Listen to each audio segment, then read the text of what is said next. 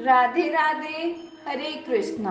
आज हम बात करने जा रहे हैं एक मुस्लिम औरत की जिसको वृंदावन में साक्षात श्री कृष्ण ने दर्शन दिए।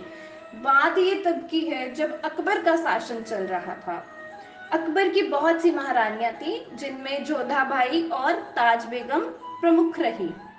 और जो ताज बेगम थी, बहुत ही कम लोग यह जानते हैं कि ब्रजमंडल की वह भक्त थी। और उन्होंने ठाकुर जी के लिए कमाल के पद्य लिखे हैं, भजन लिखे हैं और बहुत ही सुंदर शायरी करी है। ताज बेगम एक बार आगरा में बैठी थी और चर्चा हुई कि कभी किसी ने खुदा को देखा है। तो चर्चा में सभी ने यही उत्तर दिया, किसी ने नहीं देखा।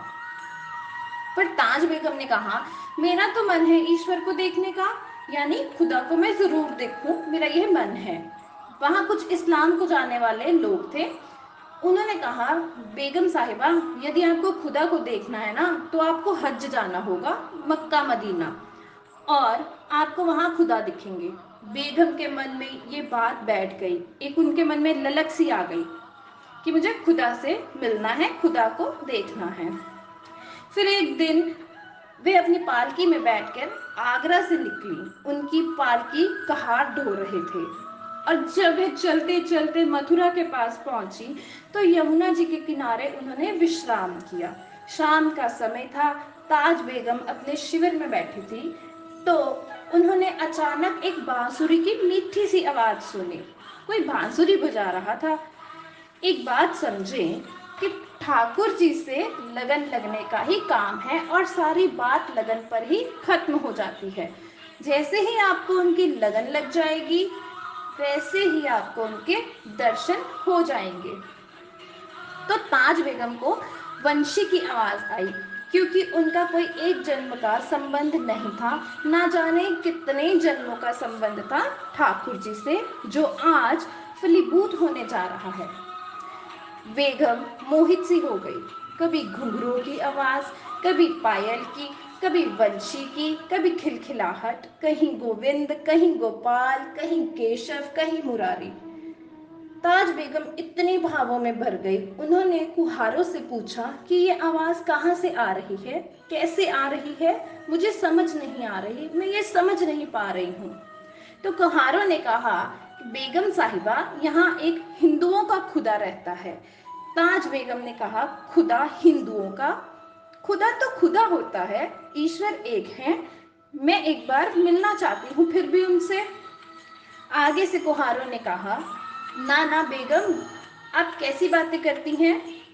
हमारे मौलवी साहब कहते हैं अगर उनको कोई एक बार देख लेता है तो उनके चक्कर में पड़ जाता है, वो फिर दुनिया के मतलब का रहता ही नहीं, वो इसके पीछे दीवाना सा हो जाता है। पर ताज बेगम कहने लगी, मैं तो खुदा को ही देखने घर से निकली हूँ और मेरा मन है कि मैं एक बार इन्हें भी देख लूं। उसी समय ताज बेगम ब्रिज भीतियों में चल पड़ी। जैसे ही चली, आगे श्रीधाम वृंदावन में उन्होंने प्रवेश किया। वो वंशी, वो घुंघरू, वो नाम, वो ध्वनि उनके कानों में गूंजती गई। कहीं कीर्तन हो रहा था और कहीं तुलसी पूजा। बहुत ही आनंद था। घर घर तुलसी, ठाकुर सेवा, दर्शन गोविंद जी को, आली रे मोहे लागे वृंदावनी को। यह स्थिति थी उनकी। बेगम एक मंदिर के अंदर जाने ही लगी तो कुछ पुजारियों ने उन्हें रोका, क्योंकि वह एक मुसलमानी थी। बेगम के हृदय को यह बात लग गई और दरवाजे पर अपना सर रखकर रोने लगी और कहने लगी कि हे ईश्वर, हे कृष्णा, आप मुझे सिर्फ इसीलिए अंदर नहीं आने दे रहे हो कि मैं एक मुसलमानी हूँ। तब उस समय बेगम ने यह भाव गाया, सुनो दिल जानी मेरे दिल की कहानी, सुनो दिल जानी मेरे दिल की कहानी, बदनामी सह लूंगी मैं जो देवत पूजा ठानी। हो नमाज हो बुलानी, तुझे कलमा कुरान सारे गुनाह करूंगी मैं। यानी अगर कलम कुरान छोड़ना भी पड़े तो मैं छोड़ दूंगी, यह गुनाह है तो मैं यह गुनाह भी करूंगी। अगर देव पूजा करना मेरे लिए गुनाह है तो मुझे वह भी स्वीकार है। नंद कुमार तेरी सूरत पर कुर्बान हूं मैं मुगलानी, हिंदुस्तानी बन रहूंगी मैं। अगर तुझे मेरे मुसलमान होने से दिक्कत है तो मैं तेरे लिए हिंदू भी बन जाऊंगी, पर तू एक बार मुझे दर्शन दे दे। रोती रोती, यह सोचती सोचती वह वापस चली गई। संध्या काल था तो ताज बेगम यमुना के किनारे आकर बैठ गई। तो जैसे ही वह बैठी तो ठाकुर जी मंदिर छोड़कर बेगम को दर्शन देने के लिए यमुना किनारे पहुंच गए।